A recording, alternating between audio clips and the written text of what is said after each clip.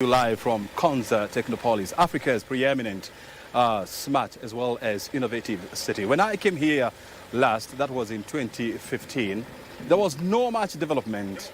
The roads were still under construction and buildings were still at the foundation stage. But today, 7 years later, or even 10 years later, I mean, you can see real transformation of what's happening here. But the question is, what is the future of Africa's smart cities? Joining us on BizCheck this week, we are talking to the CEO of Konza Technopolis, John Paul Okwiri. He'll be giving us an update on where we are and the future of Konza Technopolis. Thank you very much indeed for joining us. First of all, tell us what is happening now here. It's quiet, the sun is out, there's no much activities happening here, or give us an update on what's happening here at Konza. Thank you very much, O'Brien, for having me for this wonderful interview. Yes. Today, and in Konza Technopolis, we are glad to host you in Konza, and just to showcase what Konza has been up to. We have been able to complete the infrastructure, and very soon we'll be commissioning this world-class infrastructure that we've put in place. And as you know, to build a smart city, we needed to have built it from scratch and lay all the foundation in place and made sure that the infrastructure was ready. So we are now complete with the infrastructure, and we are saying we are ready now to settle investors, where we are saying we build the infrastructure first, then people come to the Technopolis. When you talk about infrastructure, exactly are you talking about? We can see the roads, we can see the lights. What else are you talking about? We have the infrastructure in as far as we call them the streetscape, meaning they are not just roads. They are roads including the underlying utilities. So like where we are now approaching the green transit corridor. And we'll be able to show you that in this green transit corridor, this is like a recreation area. You are able to see that we provide pedestrian walking spaces, we provide cycling lanes, we provide rapid bus transport lanes for the population, so that Konza Technopolis will become a walkable city, a city where any utilities, any amenity that you might need will be found within 15 minutes walk. So where we are now is called the Green Transit Corridor. And you can see it has been done in a way that it is a unidirectional rapid bus transport area. We provide for pedestrian walking pavements. We've also provided for cycling lane, and we've also provided the greenery within the streetscape. So this is an area that will be a common area for the residents of the Technopolis, where they can also find a recreation space. Like what you can see, the shades that we put here is to enable residents to be free and feel fully facilitated to be in the Technopolis. Very well. So this is one of the facilities that this smart city has provided for, as far as sustainable living is concerned. You talk the roads, we can see them, they are here, the cycling lanes, and of course the walking paths.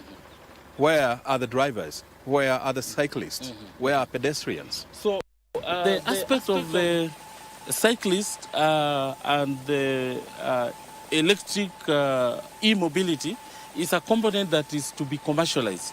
It's a component that's available for private sector players to come in, because there is revenue expected to be generated from such aspect. So as we bring in the population through the housing project that is currently ongoing, very soon from next year, people will be living and working in the Technopolis. At that point, we will be able to get the private sector players also to come and now make sure that they introduce the e-mobility system within the Technopolis to enable Konza residents to be able to access these amenities, just the same way we find them in other cities. Like, for example, we've already been prepared the parking spots for the electric bikes and electric vehicles. Yes. So it means we are ready. We are now a plug-and-play environment for any private sector player to come and plug into this futuristic electric transport system within the Technopolis. You can also be able to see that all our trees in the Technopolis are irrigated. We've provided an irrigation network for all the trees that will be growing within the Technopolis. We know Konza is a semi-arid area, and we've also planned to ensure that all the trees will be able to green the city to make it the smart city that's supposed to be. Are investors coming here? Correct. Who are the investors who are currently on site, and what are they doing? Correct. Thank you for that question. So you know very well, Konza Technopolis is a special economic zone. So meaning that we are able to attract investors who will be able to get incentives from government for their investments in the Technopolis. So one of the areas that we've planned for in this Technopolis is that we've planned for investors in commercial areas. We've planned for investors in housing. We've planned for investors in technology. We've also planned for investors that are interested in education, because we have an education band. We have a light industry band for those who are doing light industries. We have residential areas. We also have technology areas and commercial and mixed-use facilities. So Konza Technopolis is open to an all-round investment portfolio for all our investors, from developers to those who also want to rent spaces and be able to transact their business within the Technopolis. All are welcome. Now, in this phase one of the Technopolis, we have 147 parcels that have already been fully serviced with infrastructure and amenities. Now, out of 147, over 100 have already been allocated to various investors. Like what you can see here, this is a parcel of land that has already been allocated to a mixed-use facility investor. So what we need now is for the investors who have been allocated to begin to construct. Now, in one of our strategic thinking, we've realized that we need residents, we need housing, so that when residents are there, then it can be a catalytic effect to our investors who have already taken parcels to begin development. Currently, we have investors in light industries who are currently construction. As part of this process, we'll be able to visit them and see the progress that they've made. And very soon, we'll be able to have over 10,000 people employed in the Technopolis, working, living, and playing in the Technopolis. 2030 project. Correct. We are talking about 5 years now to the year 2030.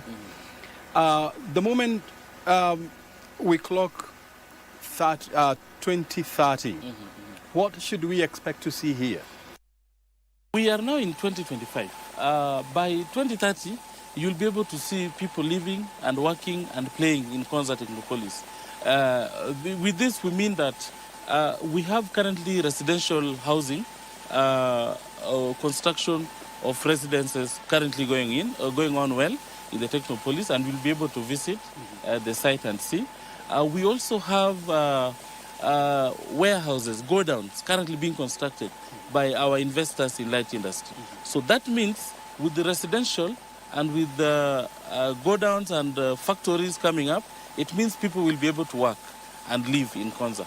And as they work and live, it means that all the other amenities will be a requirement.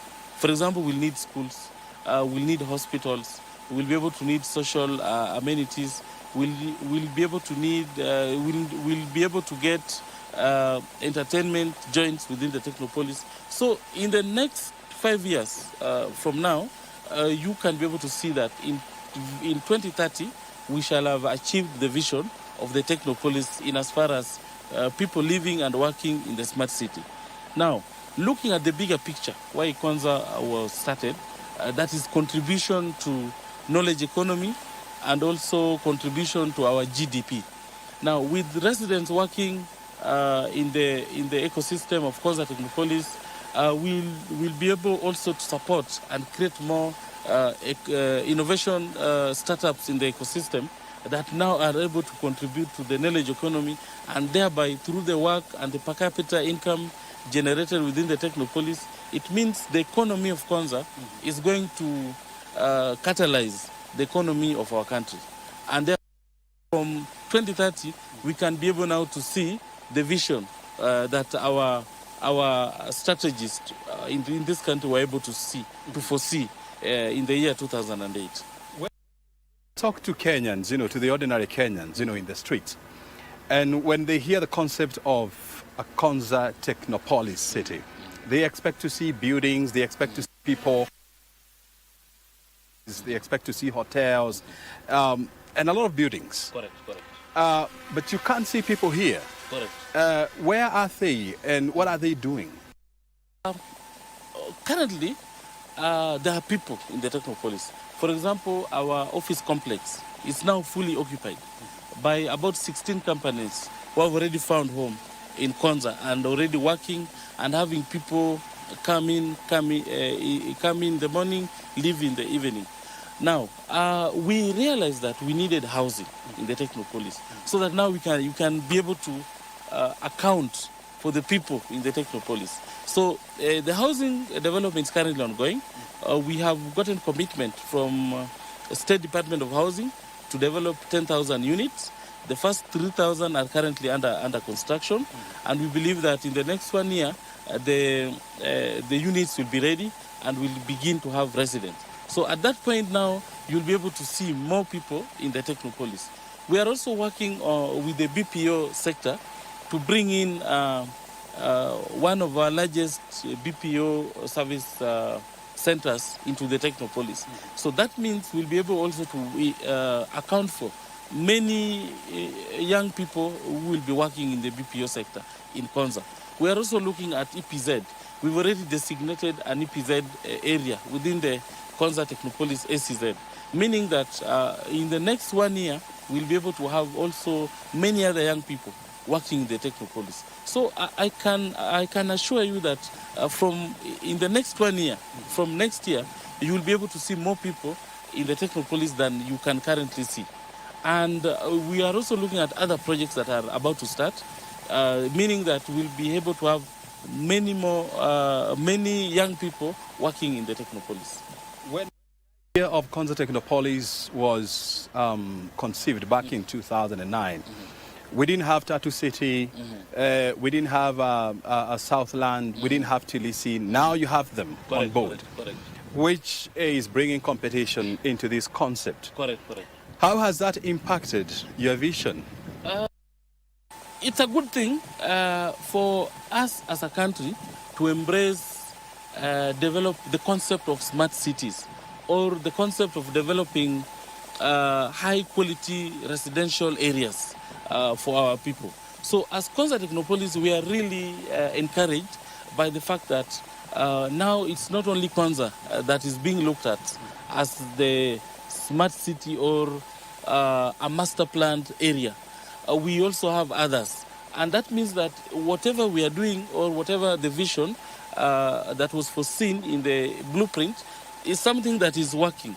And we are glad that we have Tatu City, we have Tilisi, we have all these planned, master planned areas, special planning areas coming up. And as Konza Technopolis, we want to say that is the way to go for us as a country. We would like to see more of many of our county governments also embracing the concept of special planning areas for their counties so that we can have a well-planned country, a country where people are able to live in a high-quality living environment. And that is the way to go. So it's a good thing. And if you look at even how other cities, other countries are doing it, the Singapore, China, Korea, even the US, we have so many of such special planning areas currently being embraced as the next frontier for economic revolution. It has taken Konza City about 15, 17 years to get to where it is today. Correct. Is it high time that Konza Technopolis now is given to private operators to push it forward to the next frontier? Actually, the concept of Konza Technopolis, as much as the government is mandated to provide the infrastructure, the remaining work to be done is by the private capital. So government has already done its part. it is now time for the private sector also to come in and input their capital into the technopolis in as far as generating revenue from their investment is concerned. Government has already done its part by ensuring that the infrastructure is ready, the water system is ready, power is available, redundant power is available, high internet connectivity, proper drainage system, water treatment plants, solid waste management system, wastewater reclamation facility. All this is available, and it is one of a kind, even in Africa. We've not seen a place where government goes ahead and plan. In most cases, you find that it's the private sector who go ahead to invest, and then the government comes later. But in this case of Konza Technopolis, the government has already done its part. So we expect that private investors now are going to come in and set up their development, just like any other city has already been built in other areas. Yeah. Health facilities at Konza. Health facilities?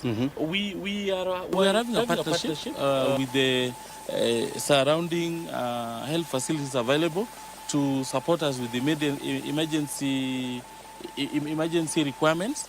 But then within the residential area, we've already begun the process of design and development of a level 4 facility for the Technopolis. So soon enough, as we complete the residential, it will also be equally accompanied by a level 4 health facility for the Technopolis.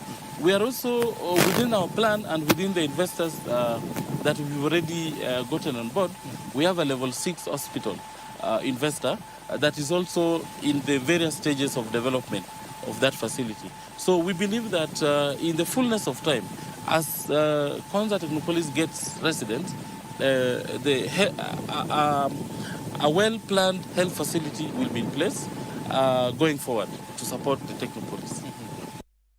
If you're just joining us, we are coming to you live from Konza Technopolis. We're in the company of the Konza Technopolis CEO, John Paul Okwiri, and of course we are taking a tour of the facility just to get a feel of what is happening here. I can see there, this is what's called intelligent traffic lights. This is a junction in the Technopolis. You can see we have a smart pole there with cameras, dome cameras, sound system. Sound system. Yes, it has a sound system, so a panic button. People are conversing. Yes. Actually, if we want to communicate to residents, let's say who are nearby, from the intelligent operation center, we are able to actually communicate through the sound system that has been provided. In this junction, you can see the intelligent traffic light. These are traffic lights that are able to detect traffic, so that they are able to open up areas that are under the traffic and control the traffic intelligently by just observing how the vehicles are moving within the Technopolis. And this is one of such a junction within the Technopolis that is equipped with intelligent traffic system and also smart poles to be able to ensure that the surveillance within the Technopolis is also well taken care of. And this is currently fully operational. We want to be in a city, in a smart city that is technology driven, so that the quality of life of the residents can feel a high quality of life based on the technology that has been deployed in the Technopolis. I know you have friends, and I know you have heard this, that the concept of is white project. What do you say to such comment? Of course, such comments were there initially when we were beginning, and the comments were basically from people who were not able to understand what was going on within the Technopolis. You see, this area, it was a vast land, a green field with nothing on it. But then, for you to implement a smart city, you needed to ensure that the planning was well done and up to point. And that is what we were doing those years when there was a lot of lull in the project. And at the same time, having completed the master planning of the area of the Konza Technopolis, we also needed to raise sufficient capital so that we could put this infrastructure in place.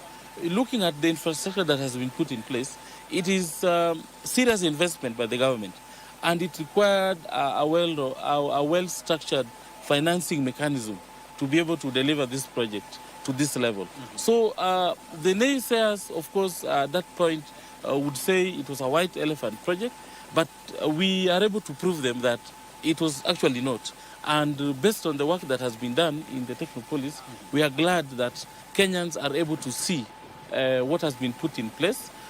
And also, during that time, you realize that for you to develop the infrastructure, and remember it is horizontal infrastructure, it means there are a lot of things, a lot of equipment that has happened underneath the road network that has been constructed to ensure that the Technopolis is up to this level, a level where now investors can be confident that they have a well-structured special economic zone with proper infrastructure. It's a publicly funded project. Correct. Is the public welcome to visit this place? Yes, this is a public space. It is a space just like Nairobi. Nobody needs any permission to go into Nairobi, for example, or Machakos or Makueni. It's a space where you can come in and come out. What you see we have currently is because there was still works going on within the Technopolis. So it was actually a construction site for the phase one. So you realize there was restriction in the entrance and exit. But very soon, as we'll be having the commissioning of the project, you'll find that we'll be able to open up the Technopolis. And even currently, it's opened up. There's free access to the Technopolis. And we believe that going forward, this is some of the aspects that will make Konza Technopolis a livable space. You're talking about commissioning. When is this going to happen? And when you talk about commissioning, what exactly do you mean? Expect a VVIP commissioning of the project within this month of October, and we'll be able to send an invitation to you so that we will be able to say now the phase one of the Konza Technopolis horizontal infrastructure and related amenities have been commissioned because the contractor finished the work and we've done testing commissioning of the various sub-projects that were in the main project, and now it's time to officially commission and say Konza Technopolis is open for investors to come in and begin their construction. Government has already put in the money, government has completed its mandate, and now it's time for private sector to come and enjoy the infrastructure that has been put in place. You are telling me that this is a police station? Yeah, this is a police command center. What we've done is the structure within the project. We've done the first, you call it the structure. The structural works have been completed. Now we need to go into second fixes and also be able to complete the facade. You can see it's a building that has been completed, and it will be our command, security command center and fire station.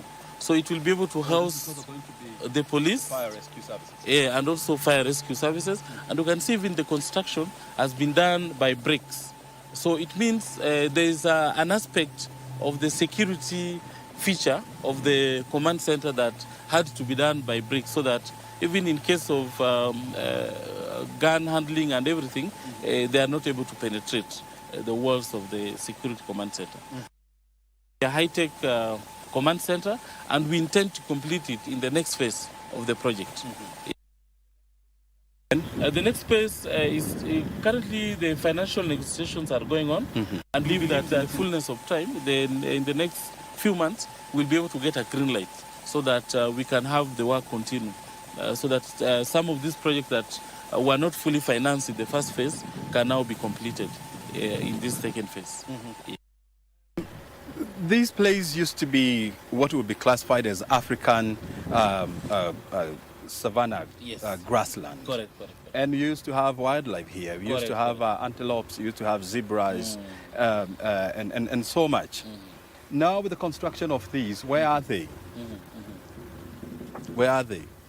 Now, looking at the whole savanna of Konza Technopolis, where we have 5,000 acres and it was initially a ranch, and of course has wildlife. One of the requirements for us before we began this project, that was a requirement by our financiers, was that we needed to have a biodiversity management plan, which has to be in compliance with the Article Chapter 6 of the IFC standards. And therefore, we were able to develop a biodiversity management plan that was able to define and also made it a mandatory requirement that we designated 1,000 acres of wildlife corridor. So within our master plan of Konza Technopolis, we have 1,000 acres of a wildlife corridor, so that we are required not to interfere with the flora and fauna that we found in this place. We have to leave everything as natural as it was, so that we continue to live together as members of the same community with our flora and fauna. Yes. You're also telling me that there is internet here? Yes, there's high-speed internet. Mm-hmm. And when you talk about high speed, yes, you're talking about what? 5G? 5G. 5G, yes. Mm-hmm. Yes. Is it accessible to everyone who is here? Yes.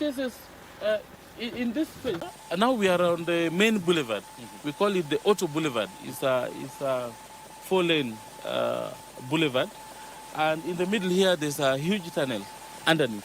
You can see this space here. Mm-hmm. There's a huge tunnel that actually you can walk through. Mm-hmm. That tunnel has all the amenities, all the utilities, mm-hmm, both dry utilities and wet utilities. The water network passes there, the wastewater network, the stormwater network, the irrigation network, the internet, the power. All of them are allocated a space in that tunnel. Mm-hmm. And you can see we have a lot of manholes. So these are meet-me rooms where any investor who wants to connect to internet to their parcel. And you can see all our parcels have the infrastructure around it. So making it that anytime an investor is developing, he's able to tap in, just plug and play, to power, to internet, to stormwater drainage, to wastewater reclamation facility, to water treatment plant. All of them are found within the utility corridor, and also allocated to each and every parcel in all these manholes that you can see. Mm-hmm. Every manhole has a purpose for a utility. Smart city, you'd expect to see a lot of vehicle charging stations, a lot of things being driven by power. You would also expect to see a lot of green energy investment in this place. I haven't seen any electric charging port here. Where are they? Now, where we are going, we've done a proof of concept for electric charging points. So we'll be able to see it around the KAIS, the university. We've done a proof of concept for that. But then you are very right that currently we are not able to see them. But it is that last bit of the component to be commercialized. So we expect to have the private investor who is going to invest in the transportation network of the Technopolis, so that the people are well facilitated in terms of transport, organized transport. We expect that bit to be commercialized, so that someone can earn revenue from that charging point, from the use of the electric vehicles and electric bikes. We expect that component to be commercialized. So it's not something that a government wanted to take up, but government has already provided power points, areas to get power for the investor. Once they come, then they can be able to set up the whole network of an electric vehicle system. Yes. A lot of people, they will tell you that government should not be in the business of managing this kind of infrastructure. The business should be to come, develop what we call horizontal infrastructure, roads, yes, electricity, and all that, and then leave the private sector to come on board. Yes. Why is that not the case here? Actually, government established Konza Technopolis Development Authority with 3 mandates. One was to develop the infrastructure, which now has been done. Second was to attract on board and retain investors in the Technopolis, and that one we are currently doing. The third one was to establish an innovation ecosystem that will contribute to Kenya's knowledge economy. Now that we are done with the infrastructure, we are still handling the two other mandates that are meant for Konza Technopolis Development Authority. Now, the infrastructure is complete. Investors are now being onboarded. It means now we have to go to operationalization stage of the Technopolis. That phase of operationalization will require not a development authority. Konza Technopolis Development Authority will remain to be a developer. But the operationalization phase will require maybe an aspect of city manager or city management, so that the residents will be able to have a say on how the city is being managed. So that phase is not a component that the government intends to handle, and it is not one of the mandates that Konza Technopolis Development Authority has been mandated to do. So we will continue to pursue other mandates, but the aspect of city management is a component that we will set up a good framework that will be able to accommodate that. And we've done some work background to it. We have our Technopolis bill currently in Parliament, and we believe that once that bill is passed, it has already provision for how the next phase of Konza Technopolis will be, apart from right now where we are still being a developer. And talking about bill, it talks about making Kotada a regulator of the technology innovation ecosystem. Correct. Are you ready for that transition as an agency? Yes, we are ready, and it is a necessary transition because now it provides for this concept of smart city also to be adopted by our county government. We have 47 county governments, and that means that if we are able to replicate what has been done in Konza Technopolis also in our counties, then we'll have a well-planned county governments and also a well-planned ecosystem that will improve the lives of our people through use of technology. So it is the bill will now open it up so that it's not only Konza Technopolis that is being developed by the government, but it's going to open up even to county governments also to pursue the same. And it's something that we are looking forward to, because we believe it's going to turn around the fortunes of our country. Yes. It is now being said that the future of smart cities will be driven by artificial intelligence, will be driven by robotics, will be driven by Internet of Things. How are you embracing these three to ensure that you remain at the forefront of driving smart city concepts, not only here in Kenya, but in the region? Now, we've ensured that we keep, we become the digital frontier of our country through the infrastructure that we've laid. We have a national data center that is currently based here and is fully operational, and it has been commercialized, and it is a platform that we believe that for us as a country to achieve the AI strategy, we require a well-structured infrastructure in the form of a national data center. We require the data, and then we also require the research. Those are the three pillars of our AI strategy as a country. So Konza Technopolis already has all those ingredients in place, and that makes us to be at the forefront of this AI revolution that will ensure that as a country we are not left behind in this fourth industrial revolution. So we've already put in the right framework in place, and we are also in the right with the right partnership technology partners to ensure that we continue to stay at the forefront of our digital transformation. Part of business and economy, there's a concept that we call the return on investment. And when you look at the investment that the government has put in this place, is huge. Correct. From the roads, the sewers, the dam, electricity, and everything else. If you were to quantify the return on investment for the government on these, how is the government reaping out of this project? Now, that's a very good question, because now it means we are looking at what does government intend to achieve by this development. Now, looking at the concept of Konza Technopolis, we are supposed to contribute to the GDP in terms of employment creation and in terms of knowledge economy. So that is the biggest agenda. And you realize that the investment portfolio that is expected from this investment that the government has put in place is about 1.5 trillion Kenya shillings that is expected to be generated from this investment that the government has put in place. And so once the project is fully ready for... at full build out, and you see, we are going to take it step by step. Looking at the countries who have implemented this concept, Singapore, Korea, even China.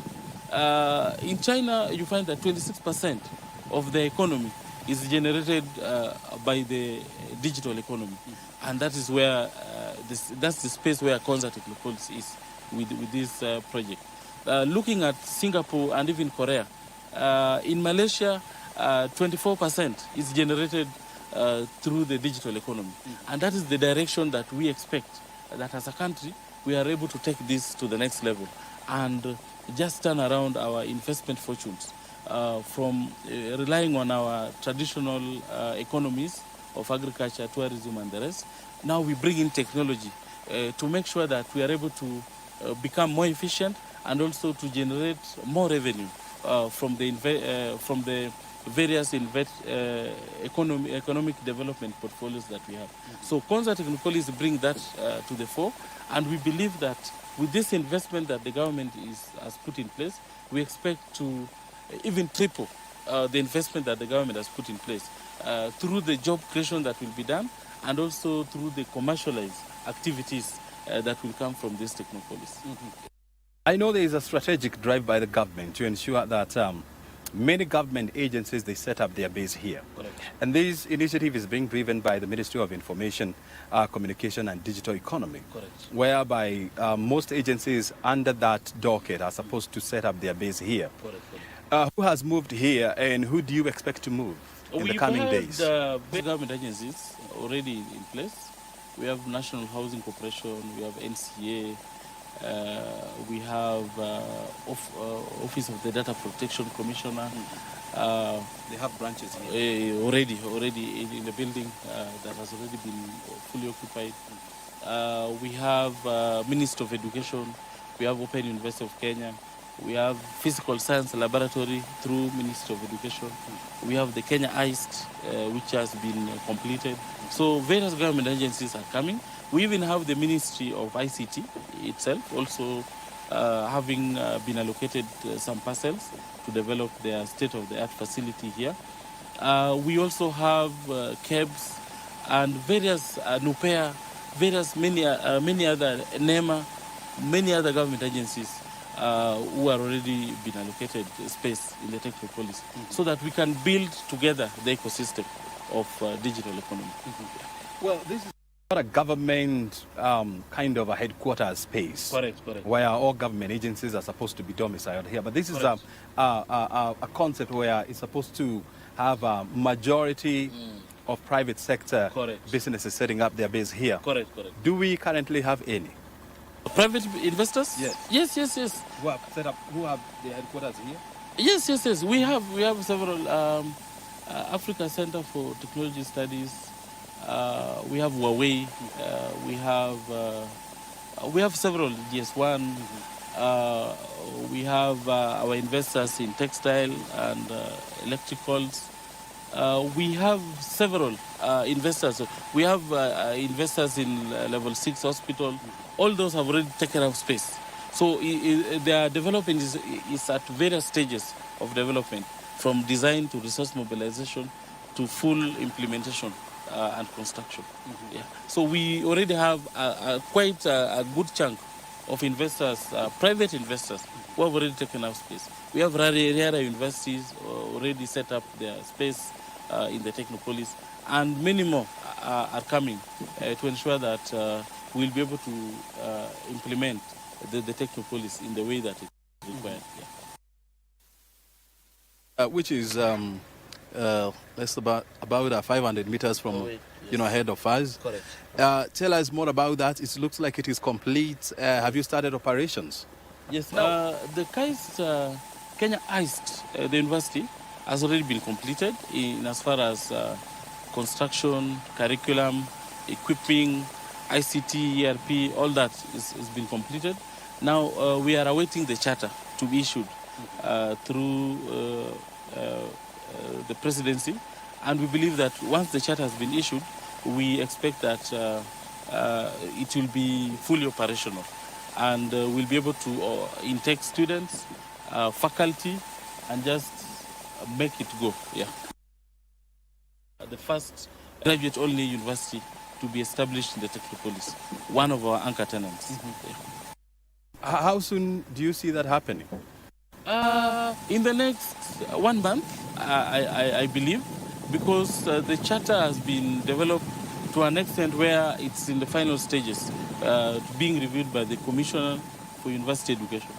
And we believe that with that, it will take quite a short time before the Commission certifies the charter, so that the presidency is able to issue it in the manner that is required in the Act. Yes. When you look at the planning of Konza Technopolis, from vehicular movement to environment management, this is supposed to be a model for many other cities and towns in Kenya.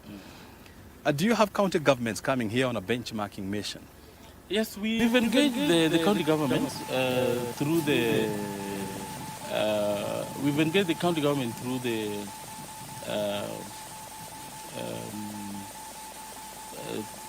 Through the Council of Governors. Yeah, we've engaged the county government through the Council of Governors, and we've been to various forums with counties. We have formed partnerships with the various counties just to showcase to them how a special planning area can be done, and just to confirm to them that it's doable. We've had various county governments coming here. In fact, most of them have already been here. Makueni has been here, Kajiado has been here, Machakos has been here, Uasin Gishu, Baringo, Bomet. The governor was here recently. So we've had good interaction and a good forum with the counties, and we are working together with them. Within the 3 counties where Konza is, we've already formed an inter-county physical planning management committee, just to ensure that we are also able to plan the buffer zone. And the 3 counties have embraced it. We've already done a proper planning for the 10-kilometer radius within around the Technopolis, and we believe that with such arrangements and with the Technopolis bill coming into effect, we'll be able to do more with the counties and just guide them to ensure that we have more special planning areas within our. Yes. When you look at the road that has been paved here, you're talking about kilometers upon kilometers. How many kilometers of all this road has so far been paved, and how many more do you plan to We are pave? speaking about 42 kilometers of paved So that road is like the network. distance from Nairobi city center to Thika. To Thika, correct. That has already been paved, and you can see we have local roads, the roads around the parcel, and also we have the main boulevards. So there are 3 main boulevards within the Technopolis. We've already done 2. So the 3rd one will also be done in the next phase of construction. But then we are looking at more kilometers to be done in the remaining areas. More than the 42 is just within the 600 acres. We still have another 2,400 acres. 4,400 acres still to be constructed with infrastructure. So we expect to do double the road network that we've done here. Yes. You see, when you look at the government currently, it's really focusing on uplifting what you'd call the bottom of the pyramid traders, what you call mama mboga, boda riders and all that. Do they have a space in here? Yes. Konza Technopolis is a city for all of us. And we've done the planning in a way that all aspects of our community life will be provided for in the Technopolis and enabled by technology. So that is the framework that we've provided here. The mama mbogas. So we expect to see mama mbogas here? Yes, they'll be here. Selling their vegetables? But in a high-tech environment. In a more sophisticated. A more sophisticated environment. So that we are looking at e-commerce. Mama mboga does not have to sit on the pavement with the mbogas. But we have a platform where they can actually upload. Yeah. They can be in Thika, upload their products. People in the Technopolis are able to access and make orders, and through the logistics network, have that delivered in the Technopolis. So that's what we are looking at. It will be the same mama mboga, but now with more efficiency, more use of technology, and just ensuring that we are able to take advantage of technology to generate for them more revenue from the activity that they're doing. So that is what Konza Technopolis is bringing. Very well. Yes. Okwiri, as we come to the end of this interview, I just want you to look at that camera and you talk to people who are doubting that this concept is viable, is real, and is genuine. Have a minute to do that. Thank you very much, Brian, for this opportunity. Now, this is Konza Technopolis. We are actually in Konza Technopolis Auto Boulevard.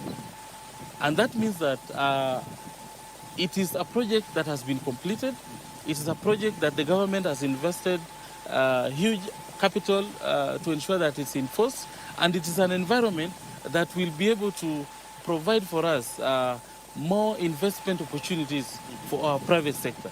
Therefore, I would like to assure you that Konza Technopolis is happening, and we are glad to be part and parcel of this development, and we encourage all our investors to come and partake the opportunities in Konza Technopolis. It is indeed happening. Welcome to Konza Technopolis. Welcome to Africa's Silicon Savannah, where technology makes our lives better. Thank you. Before I let you go, this place is highly blessed with natural sunlight.